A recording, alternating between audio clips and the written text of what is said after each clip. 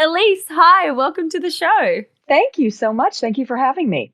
I'm so excited to be talking to you today. And for everyone listening, you're sitting here in front of this beautiful backdrop of prints and pieces and all fun fashion things. I wish that I had a little bit of an office vibe like yours. It's really fun. It's our inspiration board. So we do one for every season. And as we find things that are inspiring or we've created silhouettes, we tack them up next to the print that we're working on. Oh my gosh, I feel like I need that for my life. Like, actually, I need like a seasonal, this is what my life is going to be like for Q1, and this is what's on it. And this is what it's going to be like for Q2, and this is what's on it. It might drive you a little crazy after a while if it were in your home surrounding you all the time. Maybe, but I'm not convinced. I think I'd love it. I'm very extra, if you can't tell. Tell me about Frances Valentine and the ethos behind this beautiful brand. As you know, we started Kate Spade in 1993 and sold that business in 2006. There's a whole lot of history. I'm just saying, oh, that's what we did then. But Give us the history. Give us the we, backstory. okay. So Katie and I were best friends from college and, moved to New York and got different jobs in the fashion industry and decided to start our own business. It might have been foolhardy. At the time we were broke, but somehow we made it work. And there were four of us actually in the business and started that. It just took off. It was great. It was, sort of like Shangri-La. It was wonderful. We had really great staff, really wonderful employees. And it was just, we were in our early 30s and it was just, we had the time of our lives building it. It was really, really wonderful. The time came, we sold the business to Neiman Marcus Group in 2006 and stayed for 6 months and left in 2007. And at that time, we'd all had children.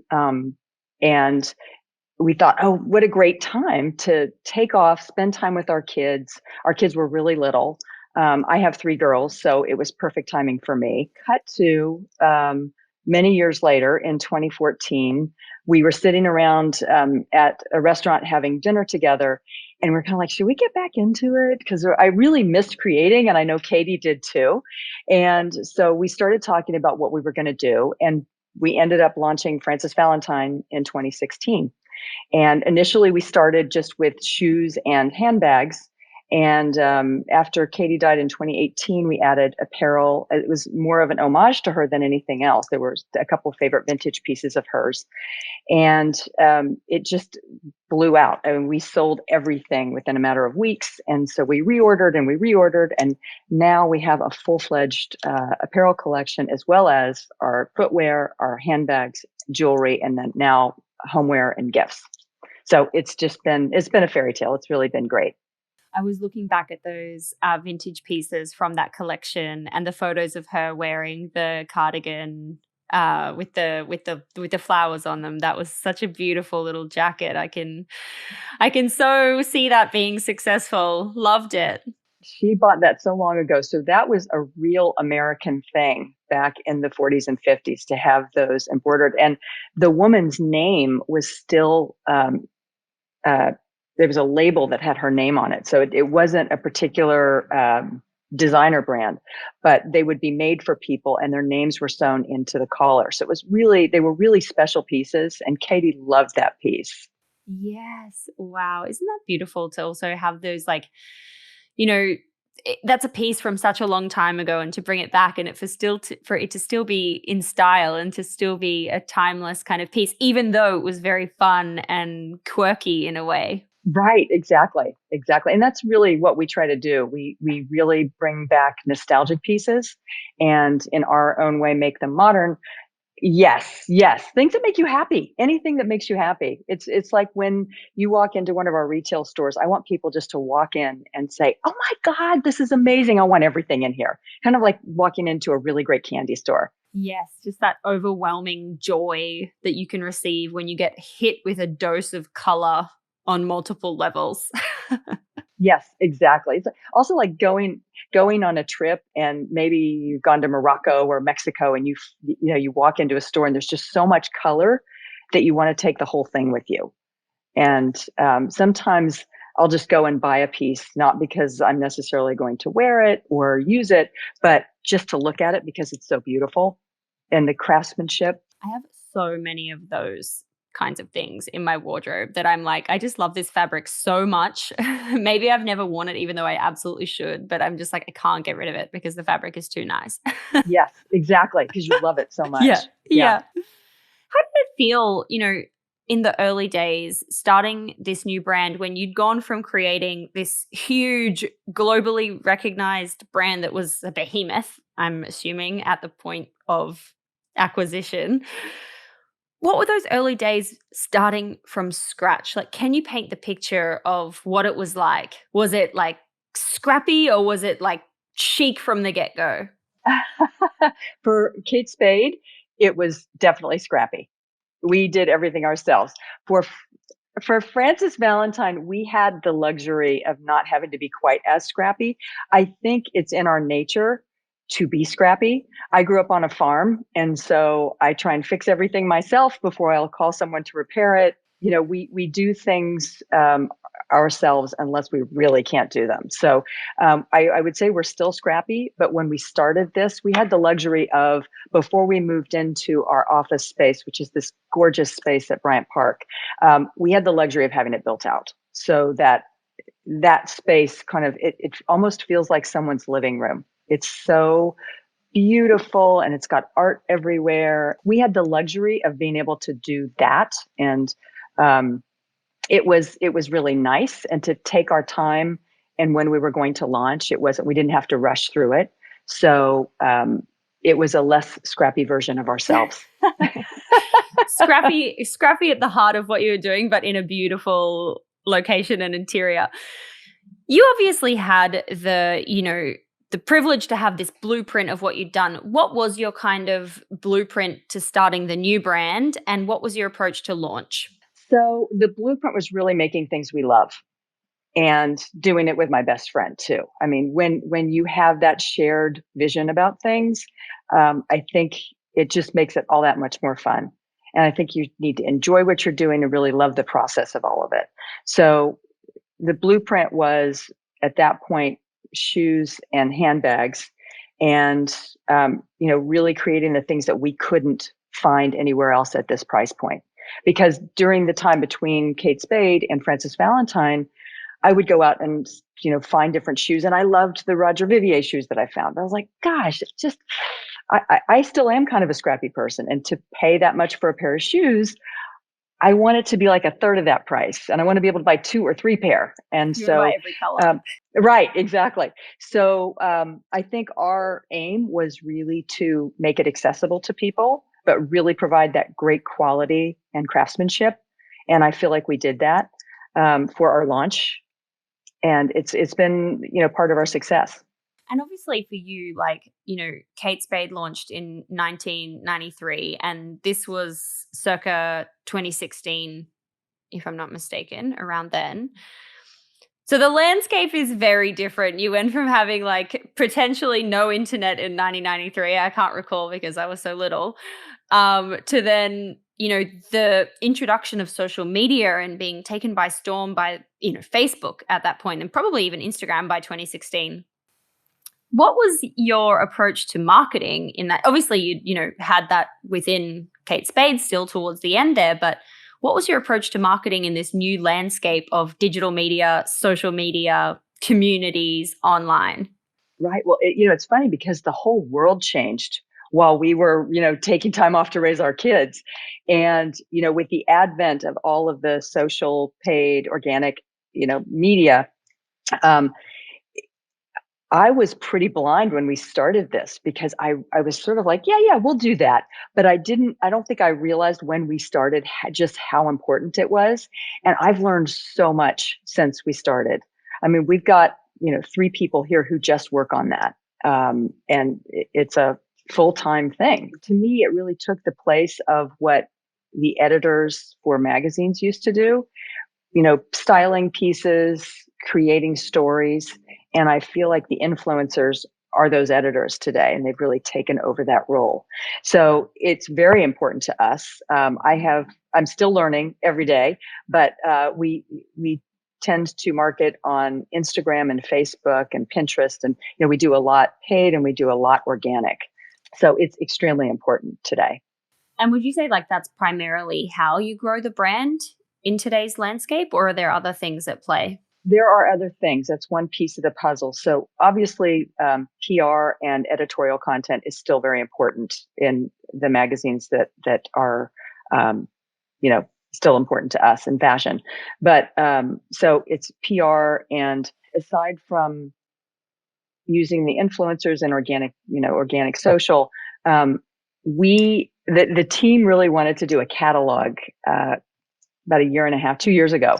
And I was like, oh, that's kind of old marketing. For like I don't really direct know. mail kind of thing? Yes. And I wish I had one handy here to show you. But so I was like, okay, I finally relented and I finally said, okay, let's do it. And they were totally right. So we shot it March of 2020 in Palm Beach. And we flew home that Friday. It was Friday the 13th. And of course, the whole world went into lockdown 2 days later, but we had the film. So we edited it all on Zoom and we put out our first catalog in June of 2020. And it was just fortuitous. It just happened at all the right time. But that has been, I think, largely because of COVID. That has just been such a fantastic marketing tool for us. And we've continued to utilize that because you're coming to people's homes directly. And, our product is just so joyful and happy. And it was a time when people were really scared and sad. So I think to get that, and it was a breath of fresh air to think, there's light at the end of the tunnel. I'm going to buy that party dress because I'm going to go to a party at the end of this. And I just feel like it really lifted people up. But that's been a fantastic tool for us that I was wrong about. And I'll admit it to the team because the team was really into doing it. I think our creative really lends itself to print also. So that was another really good thing that came out of it. And so catalogs are really a nice business for us. That's so interesting. And I also, like, now that I'm thinking about it, I can't recall a time that I've received a direct mail in recent years to do with fashion. So maybe by kind of taking that avenue, when usually it's like homewares. I think what I receive direct mail is homewares, and I always like flip through it. I quite like direct mail. So fashion brands, please send us direct mail. But I wonder if it's because it's not a saturated space for fashion. I don't think it has been. I think it was in decline for many years. But I think since COVID, and certainly since we put out our first catalog, I've noticed a barrage of fashion catalogs now that I get. Like the ones during the holiday season were just, stacks and stacks every day. Wow, that's so interesting. I love that. Are there any other kind of pieces like that where, it's a piece of the puzzle that was a bit more unexpected or that you decided to play around with more in the traditional marketing kind of space? We haven't yet. We've talked about it. We did do some radio spots on Sirius XM and just testing that, but I don't feel like we actually gave that a fair chance. I think we need to do more of that and investigate more of traditional media. I'd love to do a big billboard and outdoor campaign if our marketing budget allows. That would be so fun. Right? It really would. It really would. Because as much as I love the radio and I listen to radio often, I feel like we're such a visual company and a colorful, creative company that to see our products are, a better way to reach people. Mm. And what about TikTok? Have you started to foray in that space? Yes, we have. So my daughters were onto this years ago. Of course they were. They told me, they were like, you got to get on now. You got to get on now. So I've been on a couple with them before. And I can see how it's very addictive. Like if you are on that all the time, and my daughters are, how much it would just make you want to be on it more. It's addictive. It really is. It really is. But we've got a few really great people on our team here who love to do it and are super creative, really good dancers, and wear the product so well and style the product really well. So yes, we're doing more and more of that. And it's really a lot of fun. I love that. For anyone listening who is building a fashion brand or is in that kind of like medium tier price point fashion space, what is your kind of key lessons and learnings for people who are just getting started to keep in mind? How does it work? Tell us the ins and outs. What do we really need to know here? Well, it's I have to say it was harder the second time around. And not for me personally, but I just think the timing when we started our first business in 1993, there wasn't so much competition in our space of handbags and in the American market in particular. And it was, again, we were scrappy and we could get things done. We would talk people into things. If they said, no, you have to buy 500 yards of that for a minimum, we could talk them into, oh, just give us a little bit of sample yardage. We'll pay extra if you just give us some sample yardage. So it's still, we still have to be a little scrappy that way this time around. But I feel like it's harder this time around in this year we're in. I think it's, raising capital is difficult for a lot of folks. And unless you have this gigantic idea and, you can't just start a small business and grow it as easily as back then. However, I totally think it's doable. And I think if you have a really great product that you believe in and you have other people who believe in you, that you can actually get it done. And you just have to stay on your own trajectory. And you'll get advice from all these other people who say, no, do it this way, do it this way. But you've created the product and you know what is best for your brand. And my main piece of advice would be to stick to your guns, to really do what you set out to do. And nothing is insurmountable. I mean, we all started somewhere, and you think of every designer or fashion person who's out there, we all started the same way pretty much. And most of us were broke when we started, and we still made it through. So it's a matter of persevering. One of the things that entrepreneurs have a difficulty with is having ready capital to help them. I wish there were more female investors than there are, but there are some seed investors out there, women's groups, and it's a matter of trying to tap into those early on and keep a bead, watch who they're investing with. If you have access to it, read the trade papers every day, read Women's Wear Daily, read Business of Fashion, because they do stories on all these investors if they've made a small investment in certain companies. It's how when we were raising capital for Frances Valentine, it's how I found a lot of the people who I contacted. And if I couldn't find their email address, I'd go look at their company website and, you'll find somebody's name and that's how their email address goes. So you keep going through those bounce backs until one won't bounce back. That's right. You just have to keep trying, any way you possibly can. Wow, that is such a great tip to kind of go through those publications, keep a bit of a record of the people that are being mentioned until you're ready to reach out. And then you've essentially built a little database to go after. You said two things just now that I want to ask a follow-up question to. The first question is, yes, you need a lot of capital and it takes time to build a fashion brand. It's definitely not one of those overnight kind of, overnight success that takes 10 years to get that kind of thing. In Kate Spade, how long did it take to get traction until you were kind of like, oh yeah, things are really going full steam ahead? Was it quite quick or did it also take time? It was 2 to 3 years, which I find extremely fast. Because now, we've had Frances Valentine this is February 15th February 14th is our 6-year anniversary. But it does take time to grow that business. Some businesses have been around 10 years and finally hit their stride at 10 years. There are some that are really well capitalized early on that can afford all the marketing and, the traditional advertising and can really zoom past everybody else. If you look at, some of the bigger ones like, Warby Parker or Casper or some of those that got money right when they started and, really took off. For me, I would prefer to spend more time growing thoughtfully at the beginning and have a kind of slow organic growth. But then I'm not a VC. I'm not a venture capitalist. So I think differently than that. It's more about how the business is growing organically than it is how can we make it, how can we grow it so fast that we can sell it for a lot of money and make it profitable. Yeah, absolutely. And my second question was, you mentioned funding in there. What has been your approach to the funding path and your experience this time around? So this time around, we did a couple of small rounds and I talked to everybody. And so I think for anyone listening, I think any social connections you have, any groups you can join, either trade groups or any kind of group that you can, if they're not meeting in person, social groups on Zoom, the more people you can meet, the better. And the more you can listen to them and get to know them, the better, because everybody's got connections to someone else.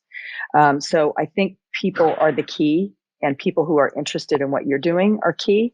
I met so many different people and funds and bankers and VCs. And I found the women investors the most interesting and the ones who really understood our brand. And I think that was really important. Nothing against men, but a lot of the bankers and the VCs are men. And if they can't try the product on or feel it or look at it and say, oh my gosh, that's great, they're not going to get it like women are. Yeah. And we've heard this before, right? Like it's just more difficult inherently. Yeah, exactly. It is. But so we generally raised funds through friends and family.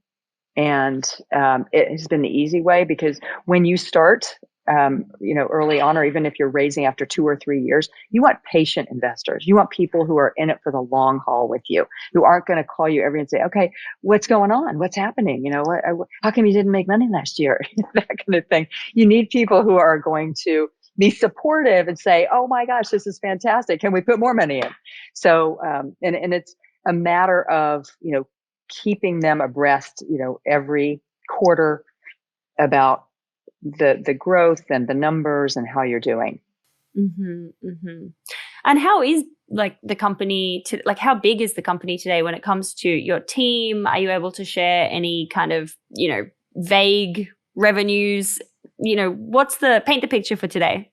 Okay, so we don't share numbers, but I'll tell you our growth in 2021 was 85% over 2020. So this year has been phenomenal for us this past year, and we have plans to grow, hopefully that amount, I'm knocking on wood, in 2022. Love that for you. So within 2020, we had a staff at the office of about 11 or 12 people, and it's been that way really since the beginning. Everybody wore 3 hats, like everybody was doing everything. And it felt like we were getting to a breaking point of, oh my gosh, we can't do certain things that we really want to do because we just don't have the staff to do it. So we've added about 7 people in the last 6 months, and it's really been fantastic. We hired some people who are best in their class at what they do. And for us, probably the most important thing in bringing in new people is the cultural fit. They obviously have to be really good at what they do, but it's the cultural fit, because we are a company very respectful and everybody's nice to everybody else. And we have a really good time. We have a lot of fun, and everybody works really hard. But so that's usually the part that takes the longest, is finding, those folks who will fit right into the group here. Absolutely. I've heard that. That's a common theme from what I hear. What's the best and the worst advice you've ever received? Oh gosh. The best advice is probably don't spend money you don't have, hoping that it will come. And the worst advice. This happened to do with another business, but it was making bags for Bendels. They wanted us to make a bag for them, and they really wanted us to do fanny packs for them in neon colors with our label on it. And we said, we really don't want to do that. So Bendel's was a specialty department store here. It was fabulous back in the day. I can't remember how long they've been out of business now, but it was really fantastic. And we made these bags for them, and we regretted it from the second we said yes. We regretted it because it wasn't our aesthetic, and that's why I said, stick to your guns, because if you really don't feel like something's right, if someone's asking you to do a collaboration with them and they want to use neon and that's just not part of what you do, you got to say no. And I've learned that over the years. We just closed our eyes and did A it. lot of stock, a lot of leftover stock. No, we didn't. Thank goodness. We shipped them everything and they had to deal with all of it. But it was, stick to what you do best and don't let people try and talk you into something you're not comfortable with. Two great ones. Love that for me. So at the end of every episode, I ask a series of 6 quick questions, some of which we might have loosely covered, some of which we might not have, but I ask them all the same at the end because we put it into a bit of a part 2 episode. So question number 1, what's your why? Why are you doing what you're doing? Oh, I absolutely love creating and designing, and I love doing it with my team. It's so fulfilling. It makes me so happy. All through the pandemic, I came in every single day because the samples would come here, and even if I was by myself, I'd try them on. And it's just, I love what I do. It's really fun. Sounds like a big dress up closet where you can just come in and try beautiful things on and spin around. I love that. That sounds so fun. Question number 2 is, what's been the number 1 marketing moment so far for Frances Valentine? I think I'd have to say it was our catalog, our very first catalog. And when all the stars aligned, everything came together just at that moment in time. Question number 3 is, what's your go-to business resource when you have to think about a book or a podcast or a newsletter? Well, as I mentioned, I get up really early and I read the trade papers every morning, as well as a lot of other news. So I would probably say Women's Wear Daily and Business of Fashion. Love that. Going to link them both in the show notes for anyone listening. Question number 4 is, how do you win the day? What are your AM and PM rituals and habits that keep you feeling happy and motivated and productive? Oh boy. So I wake up really early. I think it's just because I grew up on a farm and we always woke up early. And you were lazy if you didn't. Crack of dawn. And me, yes, exactly. The rest of my family hates it, but I'm always up really early. How early are we talking? I usually get up at 5:30 or 6 every day, but that's early for my teenagers. They're up at as late as they could be 11 or 12. But it's probably, I love getting up and having time to read articles and read the papers in the morning. It's one of my favorite things. Make coffee, hang out in front of the fire with the dog. So that's part of one of my morning things that I love. And getting to the office early is really great. The second is going home and making dinner for my family. I love to cook. I am a plant-based eater, which can be very challenging. So it's hard for my husband to make things for me often because, you have to really wrap your head around it and learn how to make things that are all plant-based, which can be a challenge. I'm used to it myself, but anyway, I love doing that. I love making dinner for my family. Yeah, I mean, I guess it's also it makes so much sense. It's another really creative outlet for you to, create fun things. Makes sense. Yes, exactly. What's your favorite at the moment? I'm always looking for new plant-based recipes. So I made this up myself, but I made a shepherd's pie, and it was Jardine, the chicken strips you can buy that are, obviously made of tofu or soy, carrots, celery, onions, peas, corn, sweet potato, and then covering it with mashed potatoes.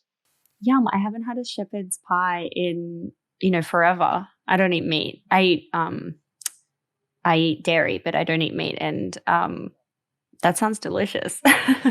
It's really good. And it's so easy to make. I mean, you use vegetable stock and then you have to mix a little flour with, I use almond milk, unsweetened almond milk, and mix it together to, once you have the pot boiling, you mix that in and it thickens everything. And then I just put that in a big dish with the mashed potatoes on top and bake it. And it's really good. I'm so excited for the future as well of lab grown meat and all these kinds of things because everything now is amazing. The options that you can get on the market are just next level. Yeah, there are just so many options, but I'm also excited for the future. Me too. But it's getting better all the time. It's just really amazing. Yeah, it really is. It really is. I digress. Question number 4. No, I've asked question number 4. Question number 5.